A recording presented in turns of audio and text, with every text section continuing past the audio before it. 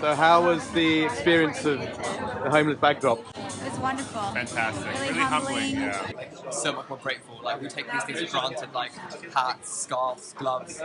Like, we don't even think about it when we want to go to Primark and get it. Honestly, it was amazing. Just going down under Charing Cross, where the station was all closed, and seeing how many people were there and how willing they were to like help each other. We'd give them a bag. They're like, "Oh no, I only need this, but I know this person might need this." There are people out there that don't have a bed to sleep in, that don't have food, don't have coffee, and we take these things for granted. We obviously went to the underground station and we saw quite a gathering of the homeless people, and I think for everyone to see that, it just really struck a chord with us. The smiles on some of their faces after just paying them a bit of time and like treating them like humans rather than just the taboo topic that people think they are was just it was amazing to see.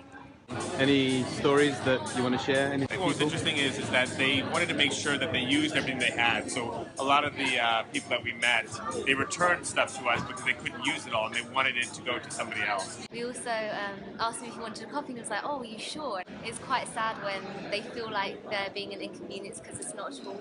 One guy was like, "Can I get an extra sugar?" And it's like, "Yeah, of course you can have an extra sugar." There was one guy we asked if he needed anything. He was like, "No, I've got everything." And then we offered it. We were like, "Do you need this? Do you need this?" And he was like, "Oh, yeah, like actually, yeah." Or if that's not too much of an inconvenience. I think for me, it's like there's a lot of prejudice I've got about alcohol, people with addictions, people like this, and I don't really want to talk to them. To be honest, that's what's there for me. It's changing perceptions of homelessness, so they're not seen as like something we just need to push aside, but as people who we need to help. And it was just giving that up and just saying, well, these are just people who've got in their own circumstances.